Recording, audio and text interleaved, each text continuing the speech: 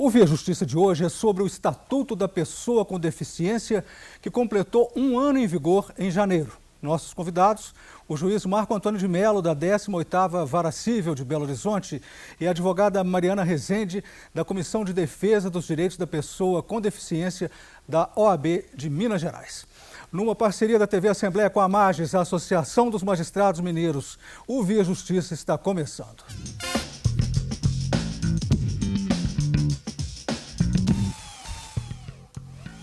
Qual é o balanço deste primeiro ano de vigência do Estatuto da Pessoa com Deficiência? Os direitos por ele assegurados estão sendo efetivamente praticados, doutor Marco Antônio?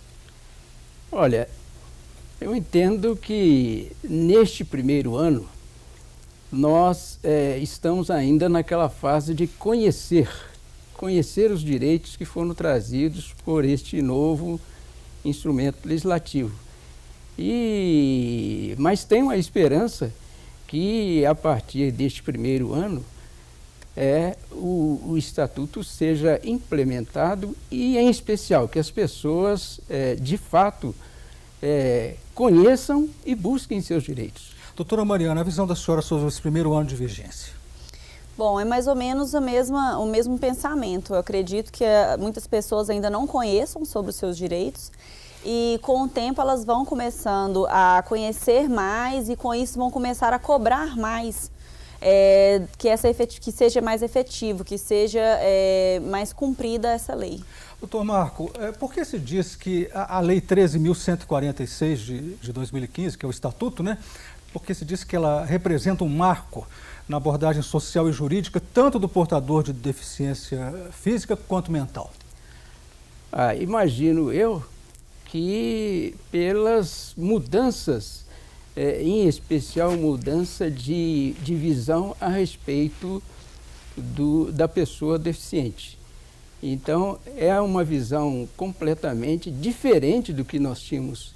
Então, realmente é um divisor, essa lei é um divisor de águas entre o que se pensava e o que se praticava a respeito da pessoa com deficiência e o que realmente agora foi trazido por esse estatuto, que é uma lei fundamental para a nossa época, né?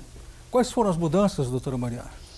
Olha, nós tivemos muita mudança com respeito à acessibilidade, à educação, à saúde. Tivemos mudanças que, como o próprio doutor disse, trouxe um divisor. Hoje em dia, as pessoas com deficiência, elas não são tratadas de forma diferente, elas, pelo contrário. A lei veio para poder trazer as pessoas com deficiência em igualdade aos demais, para que elas sejam equiparadas e igualadas aos demais. Doutor Marco Antônio, como que o Estatuto passou a abordar o portador de transtorno de deficiência mental? Olha, a ideia anterior é que o portador de deficiência mental não era, na sua integralidade, um sujeito de direitos. Essa que é a verdade. Era um ser diferente, diminuído, vamos dizer assim, na sua condição humana. E o Estatuto veio para eliminar essas barreiras que o colocavam numa condição inferior, né? Que, na verdade, a Constituição previu e garante a igualdade entre as pessoas, e incluído aí está a pessoa com deficiência. Doutora Mariana, e quais são as regras que o Estatuto traz para a promoção dos direitos e liberdades das pessoas com deficiência, as principais regras? Bom, no caso, por exemplo, como a gente estava falando agora da pessoa com o transtorno mental, eles eram considerados completamente incapazes, né? E agora, com a nova lei, eles são considerados relativamente incapazes, ou seja, eles ainda têm poder de decisão. Até mesmo com relação à interdição, existe agora na lei uma forma que o próprio interditado, a própria pessoa com deficiência mental, ela pode opinar, ela pode falar se ela gostaria de ser interditada ou não, qual a necessidade, entendeu? Essa, por exemplo, é uma mudança muito boa. Com relação, por exemplo, à educação. Não cobrar taxa de pessoas com deficiência por ela na escola, ter mais acessibilidade, materiais especiais, professores especializados, um corpo de apoio para essas pessoas com deficiência, foram avanços muito, muito significativos. Doutor Marco Antônio, como que está a inclusão social dessas pessoas com deficiência? Olha, nós vemos hoje alguma restrição, até porque esta lei é recente, e acreditamos que esse estatuto vem para promover essa inclusão, que de fato ela ainda não existe, né? Ela não existe. As pessoas com deficiência, elas têm muita dificuldade de exercer os seus direitos. E é isso, basicamente, que o estatuto veio para implementar, para dar essa oportunidade e afastar essa discriminação em tese odienta que havia em relação à pessoa com deficiência. Pelo que o senhor está dizendo, então, a cidadania da pessoa com deficiência ainda não está sendo respeitada?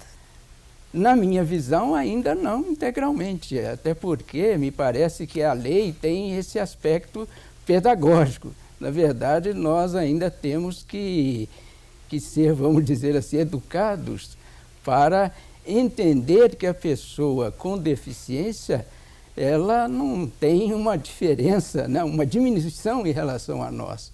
Eu acho que é isso que precisa ser entendido e aprendido pela população. Doutora Mariana, vamos falar sobre a questão da educação da pessoa deficiente, né? De que forma que o Estatuto garante condições de acesso à educação no Brasil e como que está esse setor hoje? Bom, a lei fala que a pessoa com deficiência ela tem acesso à educação como todas as outras e que não podem ser cobradas taxas adicionais por causa disso, além de professor de apoio e de acessibilidade na escola. Muitas escolas relatam, por exemplo, que criar acessibilidade geraria muito custo. Às vezes um elevador, uma rampa, tem escolas que têm muita escada.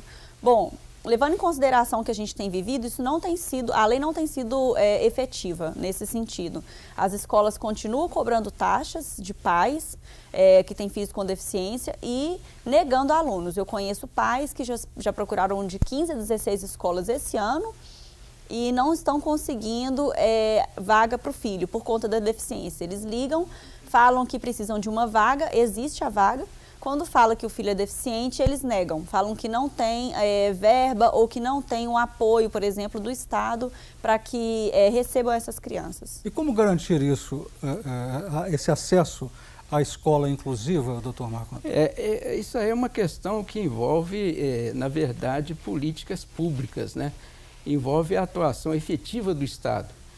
E a própria lei, se nós formos observar nos seus dispositivos finais, ela estabeleceu um prazo para que essas questões, essas limitações e a própria atuação do Estado, naquilo que o Estatuto pede a sua efetiva intervenção, se realizasse dentro de um certo período, dá um estágio, né, uma espécie de estágio. Então, essas restrições têm a ver com isso, da participação do Estado, porque a limitação de vagas, por exemplo, para os deficientes, tem a ver com o problema de recursos, porque não se pode negar também que a pessoa com deficiência exige que os custos aumentem com relação à sua participação. Então, é onde entra o Estado com o apoio que a legislação determina. E o Estado com dificuldades financeiras, como é que fica? Só lamentamos que essa lei tenha surgido no momento em que o Estado passa por essas dificuldades, né? Não só o Estado, mas o próprio país, né?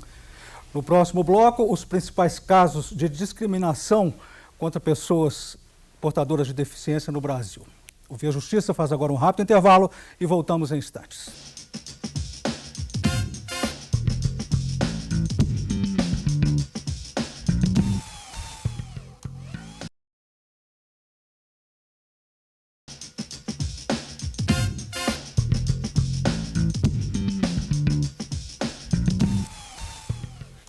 O O Via Justiça e o Estatuto das Pessoas com Deficiência, que completou em janeiro um ano em vigor. Participam do programa o juiz Marco Antônio de Melo, da 18ª Vara Civil de Belo Horizonte, e a advogada Mariana Rezende Batista, da Comissão de Defesa dos Direitos da Pessoa com Deficiência da OAB de Minas Gerais. Segundo a Agência Brasil, hoje no país existem 45 milhões de pessoas com algum tipo de deficiência. Quais são as principais deficiências, doutora Mariana? Olha, acompanhando pela comissão, a gente vê muitas deficiências, as limitações são mais físicas e visuais. Hoje em dia também a gente tem muita deficiência mental, intelectual, que no caso são as pessoas, por exemplo, com autismo. Então, assim, são variadas o número, as deficiências são bastante deficiências, mas elas são variadas. Quais são os principais casos de discriminação no Brasil? Olha, discriminação que eu tenho visto hoje, que eu tenho convivido mais, são exatamente o que a gente estava falando sobre educação. É uma discriminação, né, a partir do momento que as escolas não aceitam as crianças por causa de uma deficiência e chegam a cobrar valores maiores por conta da deficiência. Essa é a discriminação que eu tenho mais convivido hoje em dia. E na saúde? Na saúde... A questão dos planos de saúde, não chegou a haver uma discriminação? Não Sim. sei se isso se resolveu, né? Não, os planos de saúde também costumam cobrar taxas adicionais e já vi também planos de saúde negarem fazer um plano para uma pessoa com deficiência por conta dos custos e dos gastos que tem no plano de saúde, que são mais elevados. Doutor Marco Antônio, quais são as punições contra atitudes discriminatórias às pessoas com deficiência? Olha, o Estatuto trouxe a penalização de algumas condutas, em especial a discriminação, né? Agora foi elevada à categoria de crime e a legislação impõe pena de reclusão e multa para esses casos. Em alguns casos, detenção e multa. Então, é importante que as pessoas atentem para a conduta que tinham antes, para não incorrerem, né? Porque um dos objetivos da legislação também tem um aspecto pedagógico de evitar que a pessoa caia naquilo que antes fazia, porque a discriminação, bem se sabe, nós temos que ser bastante claros e honestos conosco mesmos, né? Ou com nós mesmos, de que sempre houve, né? Sempre se discriminou a pessoa com deficiência, como há outros tipos de discriminação. Mas antes não era considerado crime, é isso? Exatamente. A legislação, o Estatuto veio criminalizar a discriminação. Isso foi um avanço, o senhor acha? Eu imagino que sim, imagino que sim. Embora não sei se esse fosse o melhor caminho que o legislador escolheu. Mas o Estatuto está aí e o importante é que nós agora venhamos nos comprometer a cumprir as disposições que ali estão. Quer dizer, há crimes e há também infrações administrativas, não é, doutor? Também isso. Como que seriam as infrações administrativas? Nós bem sabemos que a discriminação ela ocorre em diversos setores. Então, no campo administrativo, né? No campo administrativo, aquelas restrições que são criadas para evitar a atuação na sua integralidade da pessoa com deficiência, todas elas estão sujeitas a sanções administrativas, né? Toda aquela atitude que quer, de alguma forma, podar, né, o desenvolvimento da personalidade da pessoa com deficiência, todas essas atitudes praticadas por quaisquer órgãos estão sujeitas a penalidades que estão previstas ali no Estatuto. Doutora Mariana, houve críticas da chamada escola inclusiva para pessoas com deficiência, suponhamos pessoas com síndrome de Down, né? Uhum. E isso foi diminuído? Já houve mais um aclaramento, um entendimento melhor em relação à escola inclusiva para a pessoa com deficiência, como síndrome de Down, por exemplo? A escola que você fala é apenas para pessoa com deficiência? Houve sim. É porque quando você faz uma escola apenas para pessoa com deficiência, ela não vai conviver com os demais. E com isso, a própria sociedade, ela não vai conhecer a deficiência, ela não vai conhecer a pessoa com deficiência. Então, com isso, ela não vai ser uma inclusão. Porque a criança que estuda em uma escola apenas para deficientes não vai ser incluída na sociedade.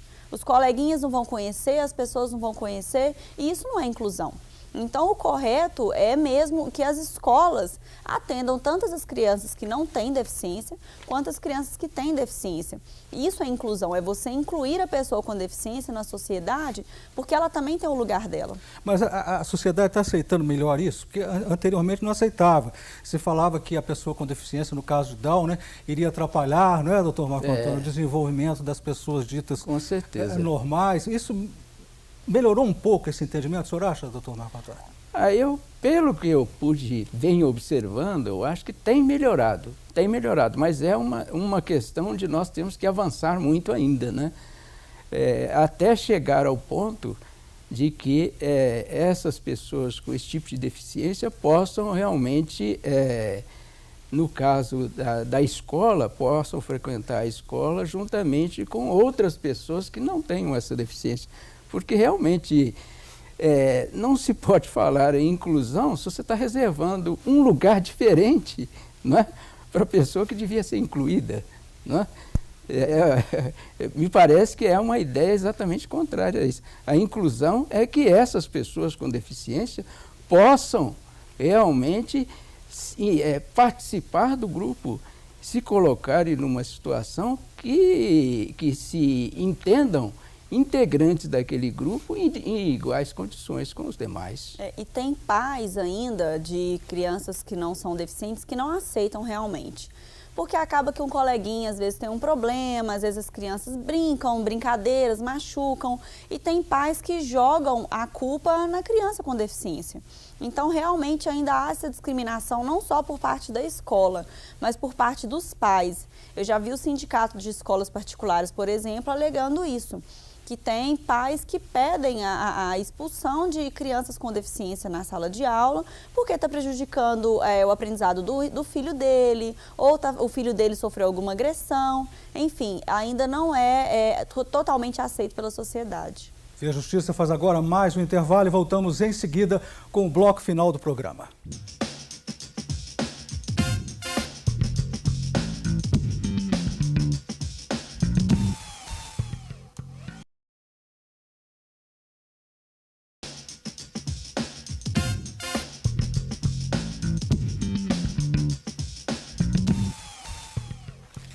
No Via Justiça de hoje, um balanço do primeiro ano de vigência do Estatuto da Pessoa com Deficiência. Participando do programa, o juiz Marco Antônio de Mello, da 18ª Vara Cível de Belo Horizonte, e a advogada Mariana Rezende Batista, da Comissão de Defesa dos Direitos da Pessoa com Deficiência da OAB de Minas Gerais. Doutor Marco Antônio, quais dispositivos do Código Civil foram alterados pelo Estatuto? O que mudou no tocante, por exemplo, a capacidade e a curatela? Parece que a doutora me corrige aqui, né? Artigo 1700, né? E alguma coisa, na verdade não me lembro aqui no momento, mas o importante é o tema, né? Na verdade, houve uma alteração substancial, né? Com relação à curatela e com relação à interdição, né? A curatela ficou reservada a casos muito extremos.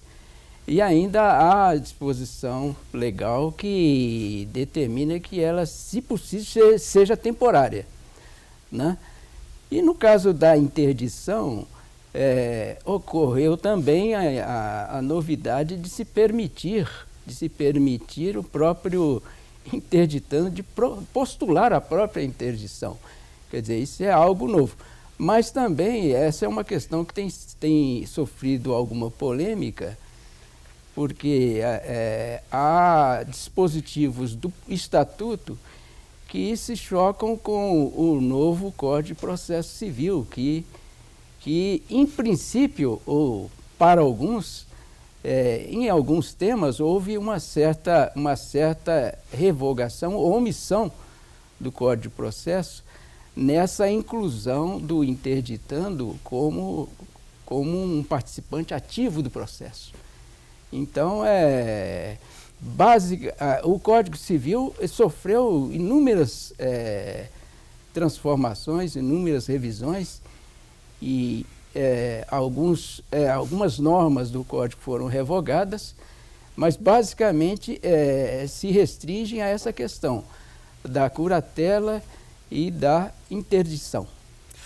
Doutora Mariana, lá na comissão que a senhora participa da OAB, quais são as principais reclamações das pessoas com deficiência? Olha, as principais reclamações são a questão da acessibilidade, né? Na comissão a gente recebe mais denúncias de advogados. E os próprios advogados têm reclamado a questão da acessibilidade, por exemplo, ao fórum. Né? Você chega ao fórum, as máquinas para você tirar o Siscom, elas são no alto, os balcões de atendimento são altos, então as pessoas, por exemplo, cadeirantes, elas não têm acesso, não conseguem conversar com o servidor.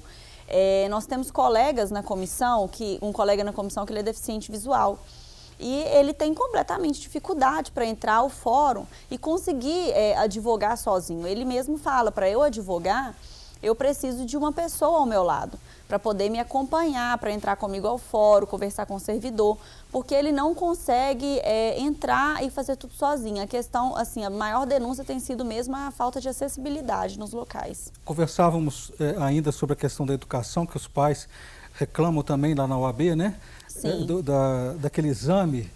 O exame de admissão nas escolas, isso, ocorre muito que os pais comparecem nas escolas para poder fazer o exame de admissão, pagam pelo exame de admissão e a escola aceita, fala que tem vaga, tudo bem.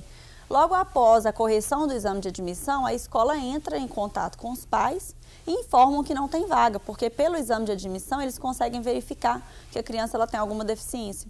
Então, corre o risco de a criança fazer o exame de admissão, pagar pelo exame de admissão e mesmo assim a escola liga avisando que não tem vaga, uma vaga que existia, passou de existir pela deficiência da pessoa.